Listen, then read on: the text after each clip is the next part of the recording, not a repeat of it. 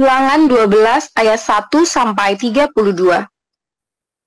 Inilah ketetapan dan peraturan yang harus kamu lakukan dengan setia di negeri yang diberikan Tuhan, Allah nenek moyangmu, kepadamu untuk memilikinya selama kamu hidup di muka bumi. Kamu harus memusnahkan sama sekali segala tempat di mana bangsa-bangsa yang daerahnya kamu duduki itu beribadah kepada Allah mereka, yakni di gunung-gunung yang tinggi, di bukit-bukit, dan di bawah setiap pohon yang rimbun. Mezbah mereka kamu harus robohkan, tugu-tugu berhala mereka kamu remukkan, tiang-tiang berhala mereka kamu bakar habis, patung-patung Allah mereka kamu hancurkan, dan nama mereka kamu hapuskan dari tempat itu. Jangan kamu berbuat seperti itu terhadap Tuhan Allahmu. Tetapi tempat yang akan dipilih Tuhan Allahmu dari segala sukumu sebagai kediamannya untuk menegakkan namanya di sana, tempat itulah harus kamu cari, dan kesanalah kamu harus pergi. Kesanalah harus kamu bawa korban bakaran dan korban sembelihanmu, persembahan persepuluhanmu, dan persembahan khususmu, korban nazarmu, dan korban sukarelamu, anak-anak sulung lembu sapimu, dan kambing dombamu. Di sanalah kamu makan di hadapan Tuhan Allahmu, dan bersukaria, kamu dan seisi rumahmu, karena dalam segala usahamu, engkau diberkati oleh Tuhan Allahmu. Jangan kamu melakukan apapun yang kita lakukan di sini sekarang, yakni masing-masing berbuat segala sesuatu yang dipandangnya benar.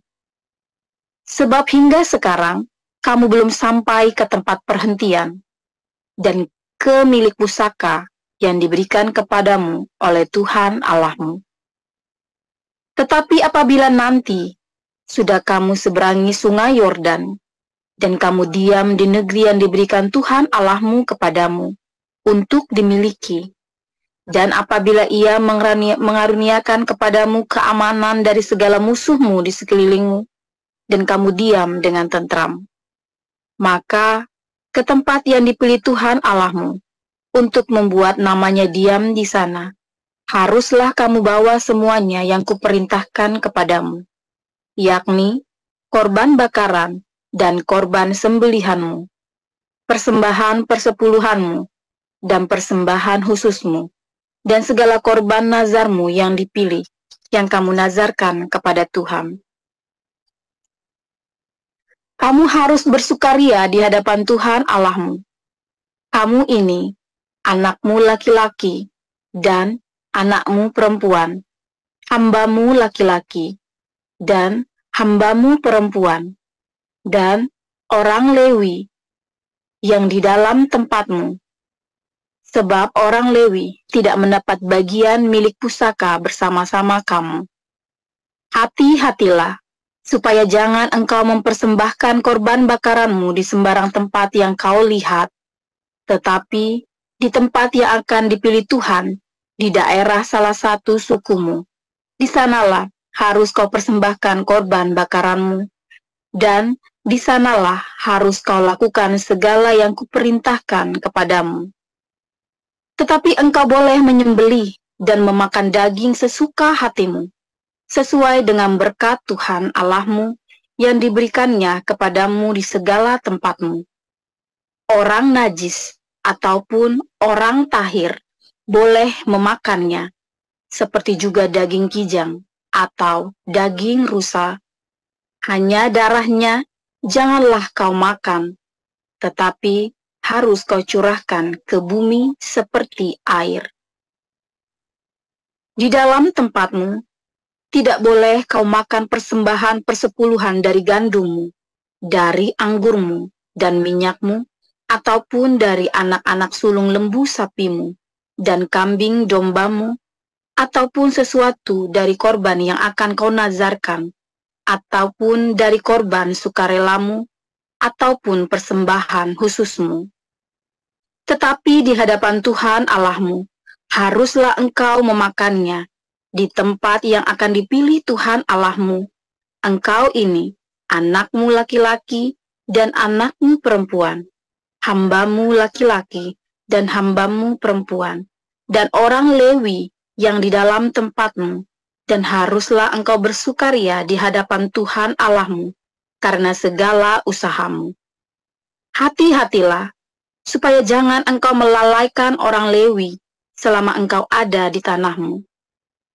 Apabila Tuhan Allahmu telah meluaskan daerahmu nanti, seperti yang dijanjikannya kepadamu, dan engkau berpikir, aku mau makan daging, karena engkau ingin makan daging, maka bolehlah engkau makan daging sesuka hatimu. Apabila tempat yang akan dipilih Tuhan Allahmu untuk menegakkan namanya di sana terlalu jauh dari tempatmu, maka engkau boleh menyembelih dari lembu sapimu dan kambing dombamu yang diberikan Tuhan kepadamu, seperti yang kuperintahkan kepadamu, dan memakan dagingnya di tempatmu sesuka hatimu. Tetapi engkau harus memakan dagingnya seperti memakan daging kijang atau daging rusa. Baik orang najis maupun orang tahir boleh memakannya. Tetapi jagalah baik-baik, supaya jangan engkau memakan darahnya, sebab darah ialah nyawa, maka janganlah engkau memakan nyawa bersama-sama dengan daging. Janganlah engkau memakannya, engkau harus mencurahkannya ke bumi seperti air. Janganlah engkau memakannya, supaya baik keadaanmu dan keadaan anak-anakmu yang kemudian, apabila engkau melakukan apa yang benar di mata Tuhan. Tetapi persembahan kudusmu yang ada padamu dan korban nazarmu haruslah kau bawa ke tempat yang akan dipilih Tuhan.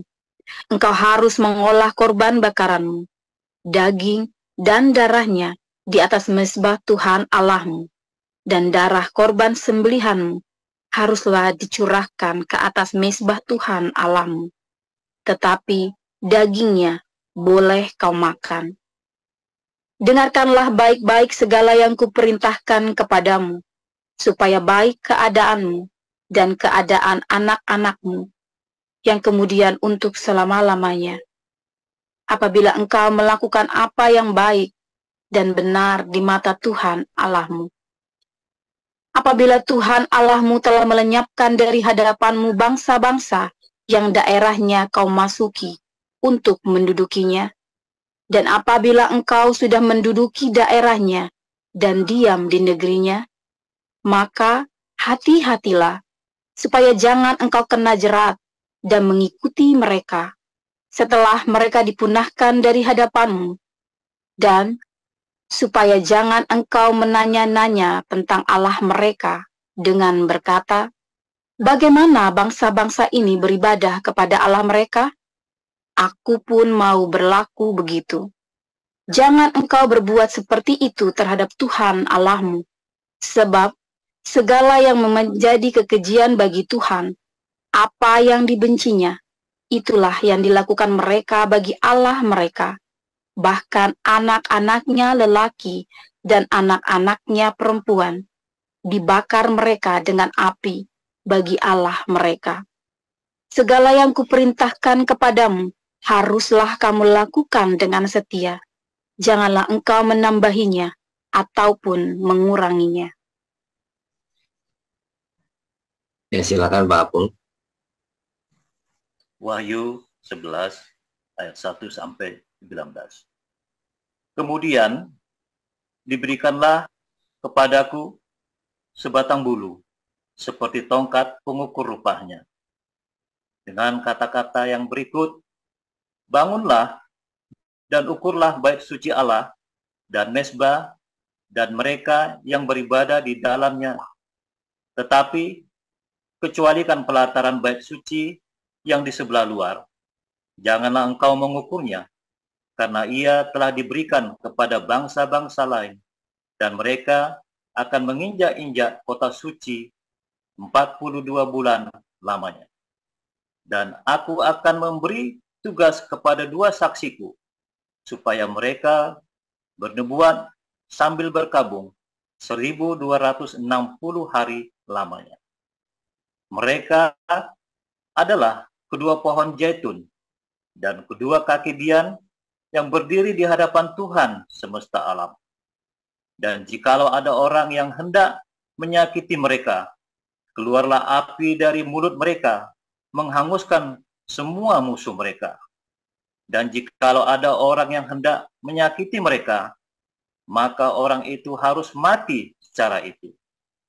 Mereka mempunyai kuasa menutup langit, supaya jangan turun hujan selama mereka bernubuat, dan mereka mempunyai kuasa atas segala air untuk mengubahnya menjadi darah, dan untuk memukul bumi dengan segala jenis malapetaka setiap kali mereka menghendakinya.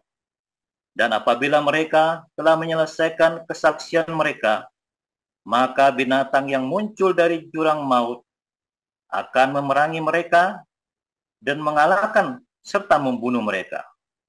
Dan mayat mereka akan terletak di atas jalan raya kota besar yang secara rohani disebut Sodom dan Mesir, di mana juga Tuhan mereka disalibkan. Dan orang-orang dari segala bangsa dan suku dan bahasa dan kaum melihat mayat mereka 3,5 hari lamanya, dan orang-orang itu tidak diperbolehkan mayat mereka dikuburkan.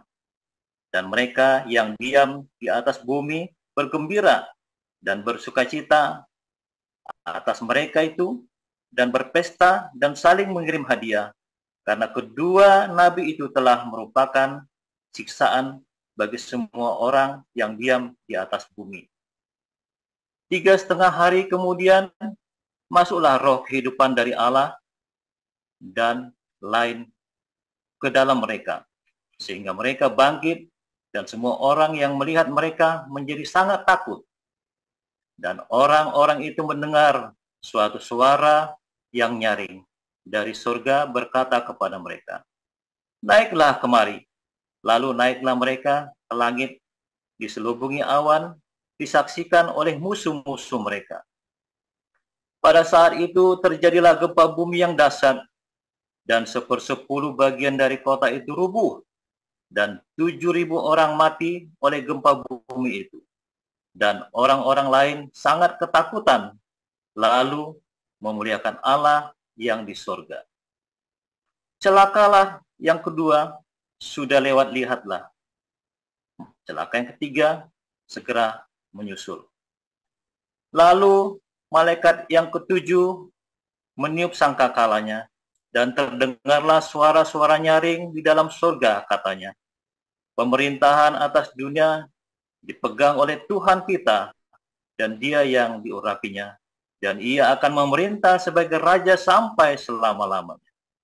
Dan ke-24 tua-tua yang duduk di hadapan Allah di atas tahta mereka tersungkur dan menyembah Allah sambil berkata, "Kami mengucap syukur kepadamu ya Tuhan Allah, yang Maha Kuasa, yang ada dan yang sudah ada, karena Engkau telah memangku kuasamu yang besar dan telah memulai memerintah sebagai Raja.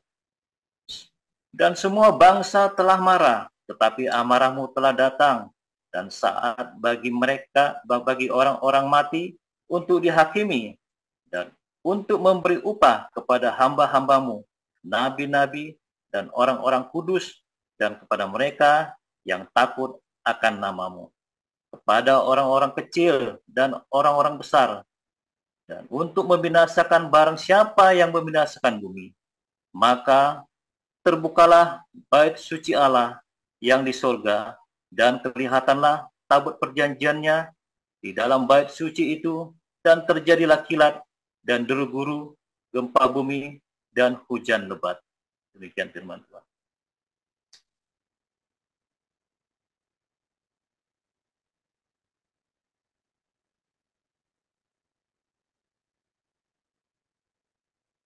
Ya, terima kasih untuk para lektor, Ibu Veronica dan Pak Apul.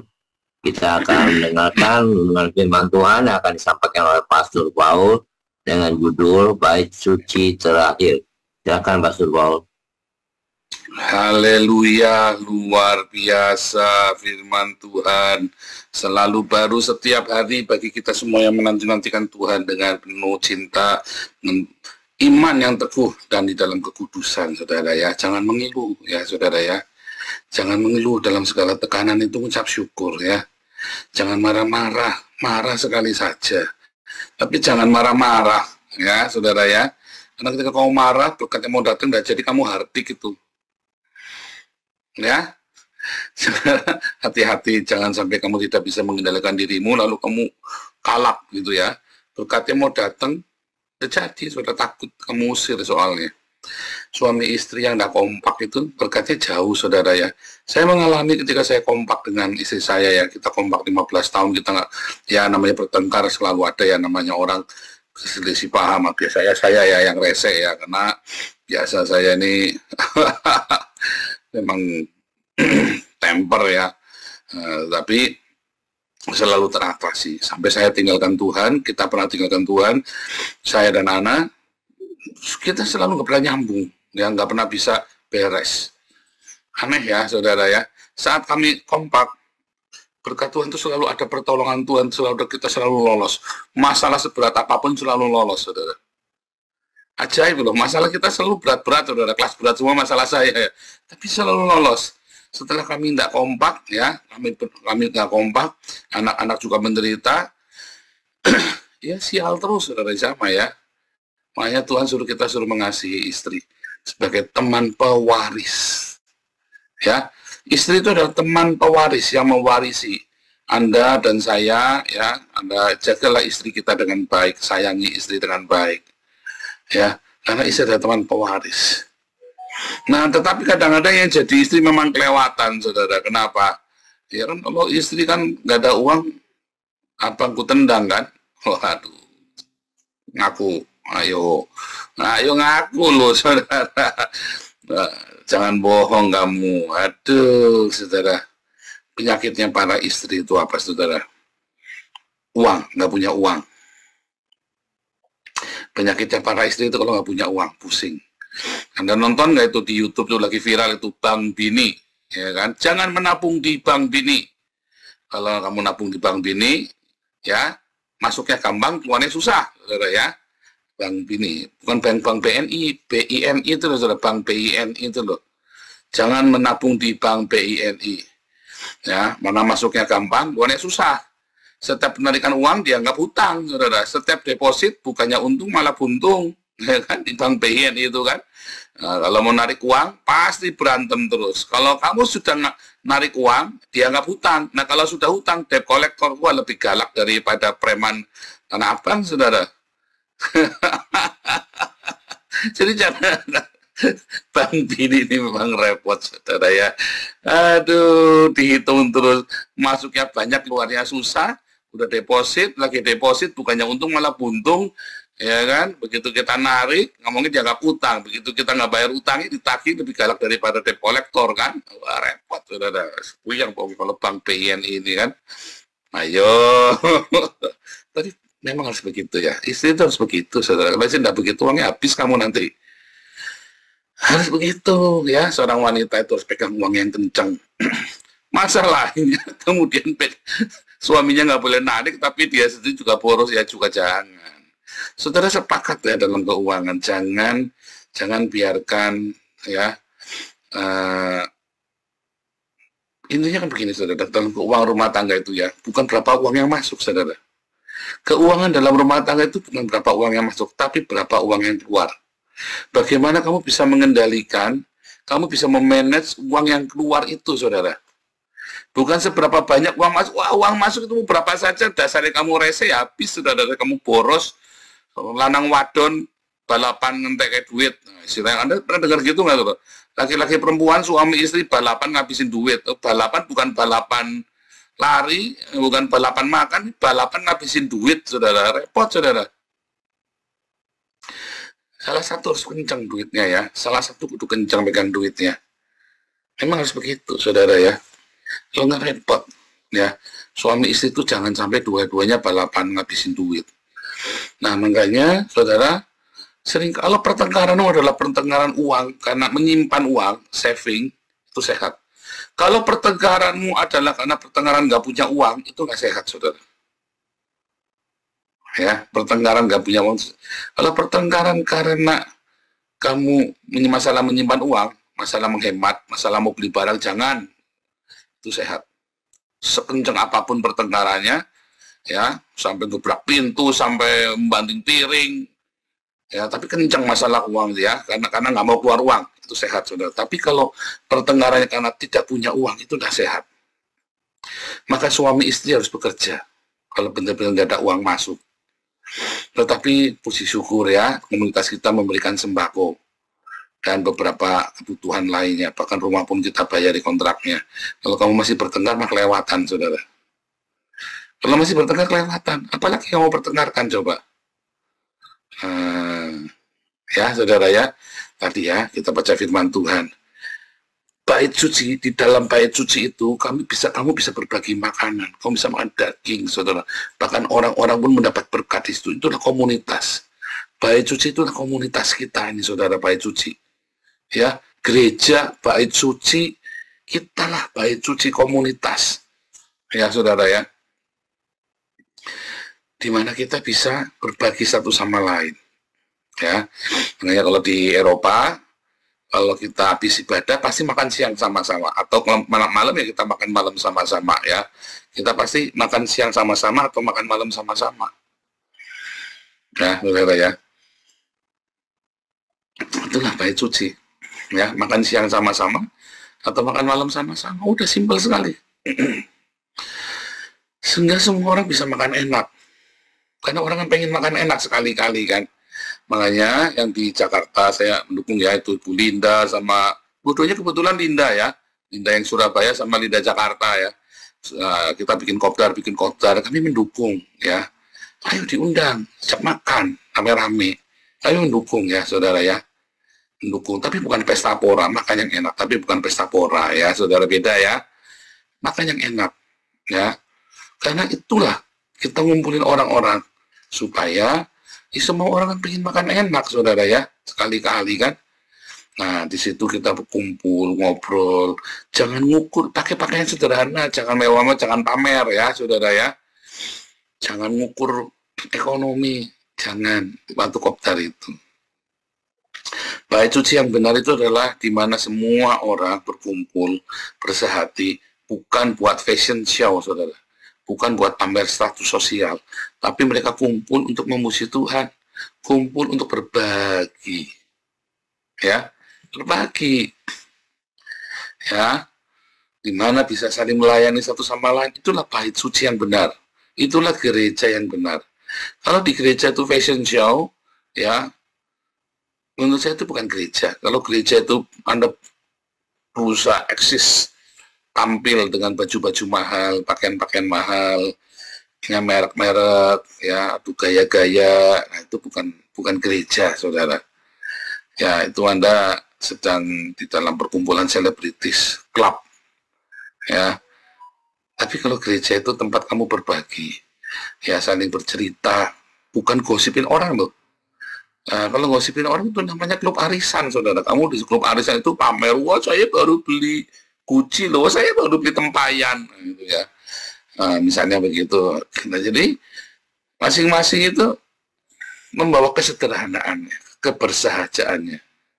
Ya, ingat-ingat saudara ya, kalau dalam kumpul-kumpul itu jangan pamer-pameran ya saudara ya. Jangan cerita yang tinggi-tinggi.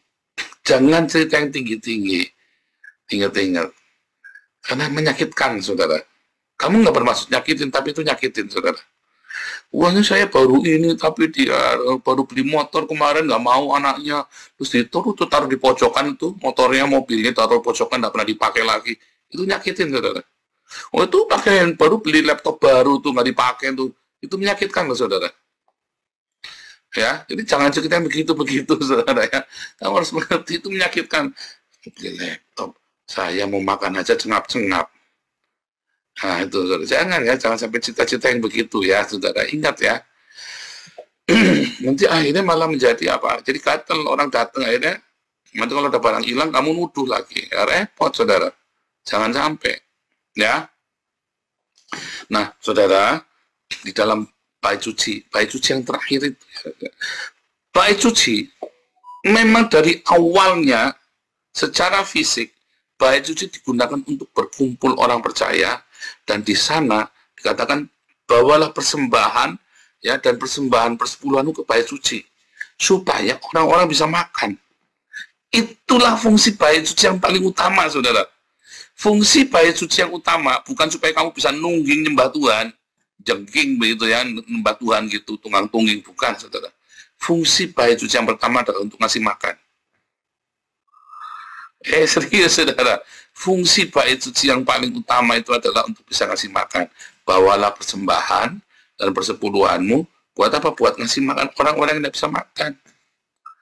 Disitulah ada penyembahan, disitulah ada ibadah. Karena ibadah yang sejati adalah memberi makan. Bukan memberi uang ya. Bukan memberi uang kepada fakir miskin, tapi memberi makan. Itulah bait suci yang benar, saudara, memberi makan. Ya. Nah, di dalam memberi makan itu, kemudian ada yang benar-benar menderita, kita mendoakan. Ada yang sakit, kita rawat. Dan kemudian kita saling mendoakan, yuk kita memuji Tuhan. Jadi mengalir, saudara ya. Ya seperti kopdarnya kita kan, kita kan kumpul, datang, yuk kita kopdar, ya dimakan, ya sambil saling mendoakan. Makanya nanti kalau kopdar, jangan lupa supaya saling mendoakan, berkelompok-berkelompok, ya kan, sharing, yuk kita saling mendoakan satu sama lain. Begitu, saudara ya. Nah, di dalam bait suci itu, itulah tempatnya orang saling mendoakan. Ya, tempat di mana orang juga dimuridkan, diajar. Nah, inilah komunitas, inilah bait suci, saudara. Yang tidak perlu gedung. Sekadang kita perlu gedung. Tetapi inilah bait suci yang sebenarnya. Di mana kita belajar firman Tuhan setiap hari. Ya, di mana kita kemudian selain makan, ya, saling menguatkan, saling berdoa, saling mendoakan, kemudian kita memuji Tuhan. Kita, aduh luar biasa Tuhan baik ya, lalu kita sampaikan dalam nyanyian. Nah, sebetulnya yang benar itu begitu asal usulnya, saudara ya. Asal usul itu seperti itu. Adapun ada daging yang dipersembahkan, korban daging, korban sembahan itu apa sebenarnya, saudara? Ya, tidak semuanya itu dibakar habis, saudara. Ada beberapa yang tidak dibakar habis yang kemudian dibagi untuk orang-orang makan. Karena sebenarnya korban di bait suci itu adalah buat ngasih makan orang, saudara. Ya memang buat ngasih makan orang. Nah, ritual-ritual itu bagian supaya kamu menghormati. Cara ngasih makan itu udah seramon dilempar. Wah, yang ngasih makan anjing, ini lempar ini daging ke sana, ini lempar daging ke sana. Oh, enggak boleh, saudara. Tujuannya ritual di dalam bait suci itu adalah supaya kamu respect. Supaya kamu jangan menghina ketika kamu bagi-bagi itu. Coba renungkan deh, coba lihat. Kenapa mesti ada ritual membakar, padahal daging bakaran itu kemudian dibagi-bagi. Membagi pun ada aturannya, cara baginya, saudara. Supaya orang respect, nggak sembarangan dibagi-bagi, dibuang-buang begitu. Kamu kalau ngasih, kita sama ya, kalau kita berdiakonia, kita selalu ingatkan ya para pengurus, jangan kayak, oh ini orang butuh, mentang-mentang dia butuh, lalu kita semena-mena sama dia. Nggak boleh, saudara. Nggak boleh seperti itu. Kita membagi dengan respect, karena justru karena mereka kita diizinkan melayani oleh Tuhan. Karena ada orang miskin. Makanya Yesus berkata apa? Orang miskin selalu ada padamu, kan? Mengapa orang miskin selalu ada padamu, saudara? Kasihan amat. Orang miskin selalu ada padamu, kata Tuhan Yesus. Ya tujuannya supaya kamu bisa melayani. Ya, supaya kamu bisa melayani Tuhan. Makanya selalu ada orang miskin di tengah kita. Walaupun kemudian tidak ada lagi yang miskin di tengah kita, karena orang miskin itu kita cukupi. Nah, begitu. Itulah teologi yang benar tentang bait suci. Itulah teologi Kristen yang benar, saudara. Kalau teologimu tidak membawa ke sana, memperhatikan orang-orang miskin, maka itu teologinya ada yang nggak benar, saudara. Kalau inti dari pengajaran kekristenan itu tidak memberi makan fakir miskin, itu ada yang salah, saudara, di situ. Dan itu harus selalu diingatkan setiap hari. Ya. Dan menjaga hidupmu di dalam kekudusan. Nah, baik orang Kristen maupun orang Yahudi, ya, dua saksi Allah, yaitu orang Kristen dan orang Yahudi, sama teologinya, saudara. Inti teologi dalam Yudaisme adalah memberi makan orang miskin dan menjaga hidupmu di dalam kebenaran. Inti teologi dari Kristen sama, saudara, yaitu memberi makan orang miskin dan menjaga hidupmu dalam kekudusan. Itulah dua saksi Allah, ya. Itulah dua saksi Allah di bait suci, saudara. Karena baik orang Kristen maupun orang Yahudi berkata hal yang sama, bahwa kita inilah bait suci. Hawa nafsu kita itulah korbannya, ya. Dan ketika kita membawa persembahan persepuluhan itu adalah untuk orang-orang miskin, ya, saudara, ya. Nah, kemudian, ya, di dalam bait suci yang terakhir sudah tidak ada ritual lagi. Bahkan orang Yahudi tidak melakukan ritual-ritual lagi loh, saudara, karena sudah nggak ada bait suci. Orang Yahudi hari ini kalau Anda lihat ke sinagog nggak ada ritualnya, saudara. Tidak ada ritualnya. Sama seperti orang pergi ke gereja, ya, gereja Katolik itu masih rada ribet, masih ada ritualnya. Sama seperti orang pergi ke GKI lah, Anda pergi, ya. Karena Anda pergi ke sinagog itu, liturginya, namanya, ya, sedernya itu sama persis dengan kalau Anda pergi ke GKI atau pergi ke gereja evangelikal, saudara, ya. Walaupun ada beberapa sinagog yang pakai musik komplit, ya, pakai band, ya, ada, saudara, lengkap. Seperti gereja Pentakosta Karismatik, ada.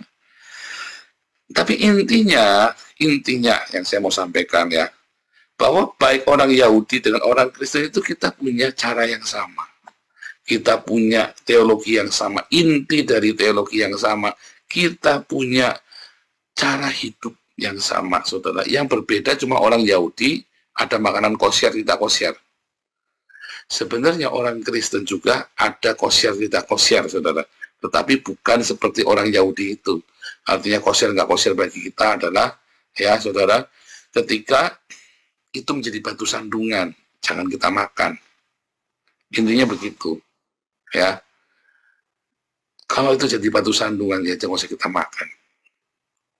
Supaya kita, setiap yang kita lakukan itu jangan menjadi keributan, nggak usah sok-sokan, saudara, ya. Nah, tetapi anyway, karena kita orang Kristen sudah menjadi mayoritas, maka sudah nggak perlu lagi kosher yang seperti itu. Karena dulu Kristen itu minoritas, zamannya Yesus, zamannya para rasul. Makanya supaya jadi batu sandungan, sebaiknya ya kita samain cara makan kita dengan orang Yahudi. Intinya begitu, ya, saudara, ya.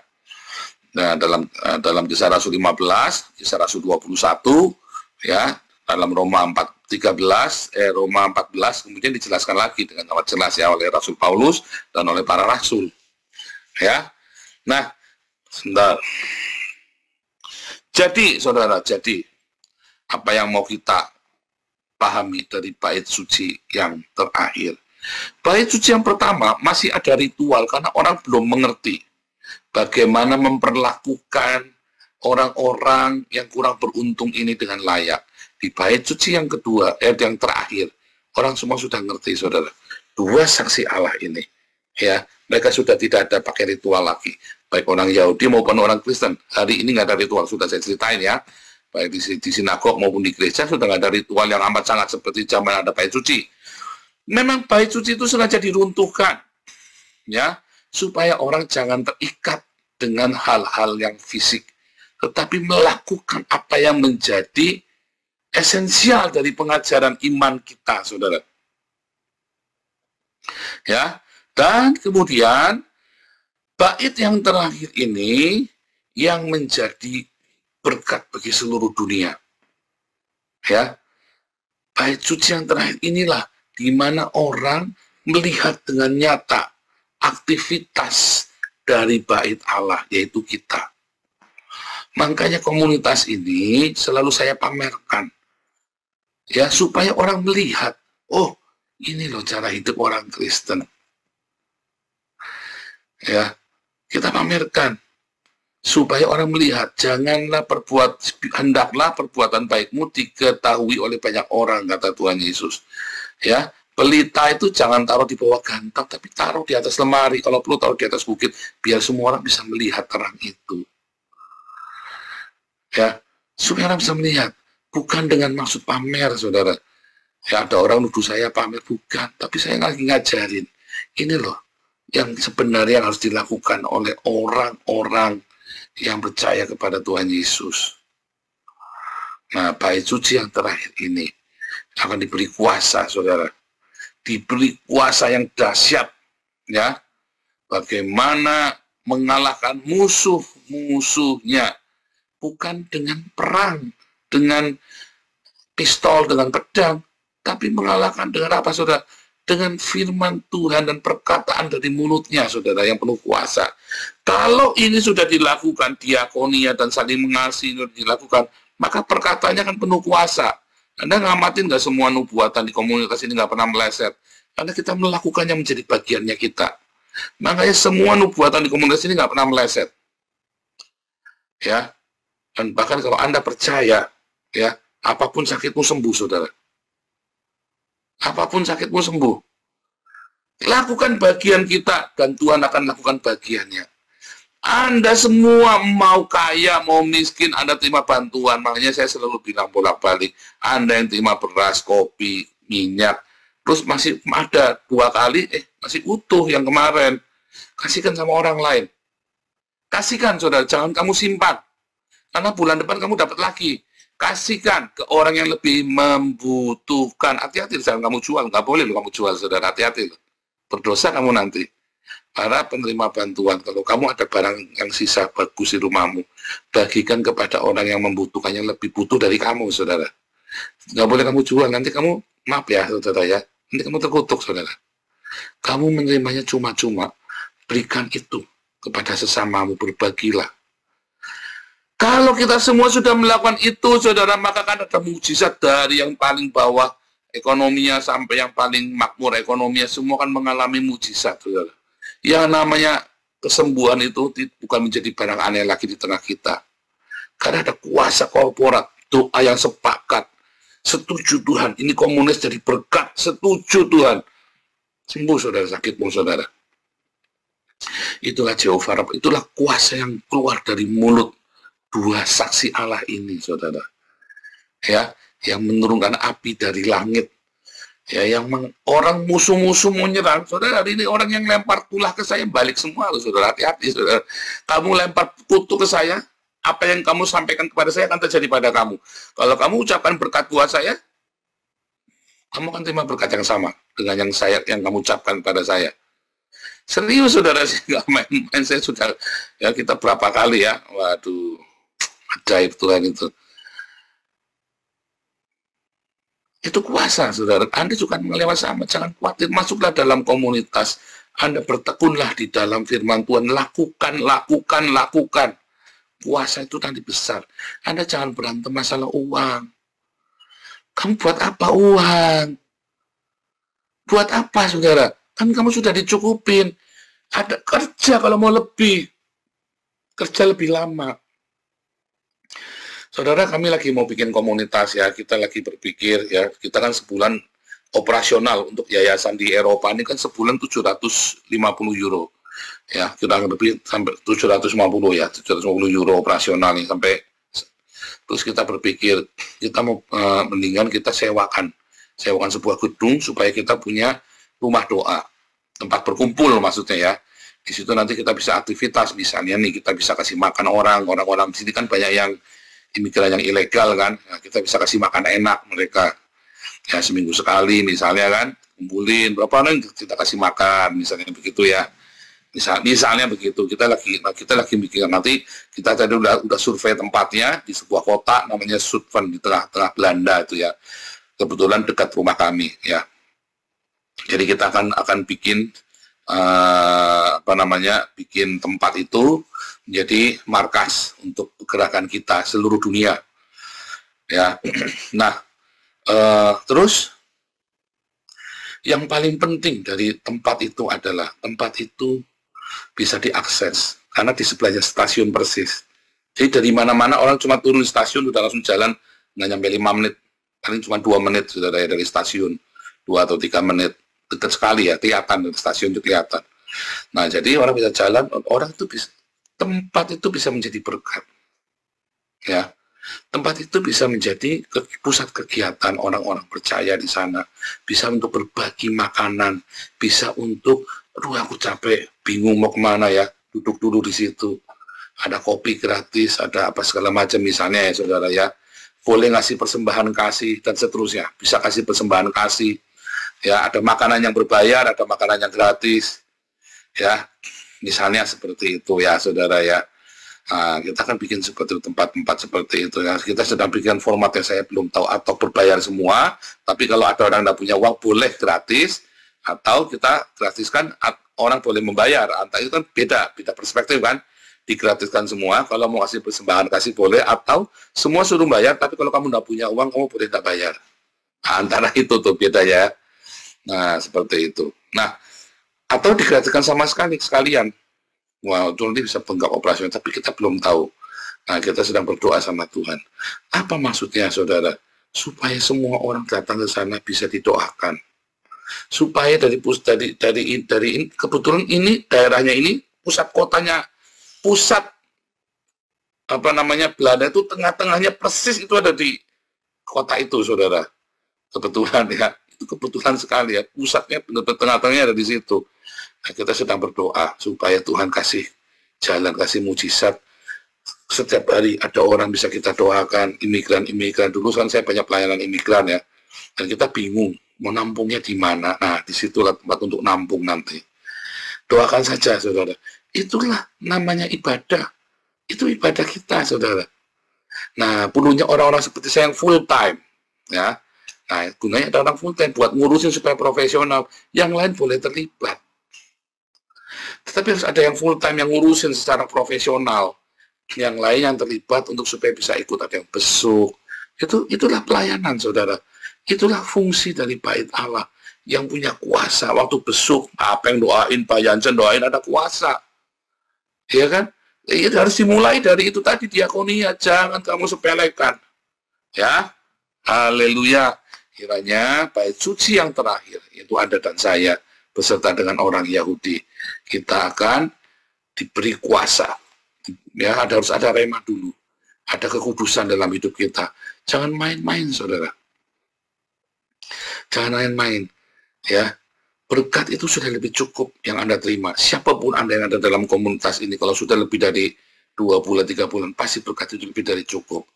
Kalau perlu, saudara, kerja, tambahin jam kerjanya. Ya, kalau kamu masih merasa kamu masih miskin, kamu tambah jam kerjanya. Ya, saya saja kerja sehari sampai, ya saudara, sampai, waduh, sampai overtime. Nah, anak aja ini lagi ngurusin ya, kita lagi ini kalau misalnya ini kita semua cancel semua, kita ngurusin dapur, saudara, ngurusin tempat perkumpulan kita ini yang ini ya, Hagio Center ya, kita akan bikin Hagio Center. Kita akan bikin Hagio Center, saudara, supaya orang-orang bisa kumpul di sana, bisa makan, semua bisa diberkati di sana. Anak pasti akan sibuk sekali. Kita aja kerja lah, kamu kalau masih sehat, nggak kerja kelewatan loh, kamu cuma bisa berantem. Saudara, kalau kamu kurang kerja, saudara, jangan diem di rumah. Ya, Anda semua, kalau kamu kerjanya belum 8 jam, kalau kamu usianya di bawah 60 tahun, di bawah 60 tahun, kamu kerjanya harus 8 jam sehari minimum, saudara. Kalau usiamu di bawah 60 tahun, kamu harus kerja 8 jam sehari minimum. Kalau kamu tidak kerja, kamu cuma nganggur di rumah, dosa kamu, saudara. Beneran, saudara, berdosa. Akhirnya yang dosa tok. Nganggur, kamu sehat, makan terus, dosa kamu, saudara. Penyakit tentok, jangan percaya saya. Ya, Tuhan Yesus memberkati bait suci yang terakhir, yaitu Anda dan saya. Amin.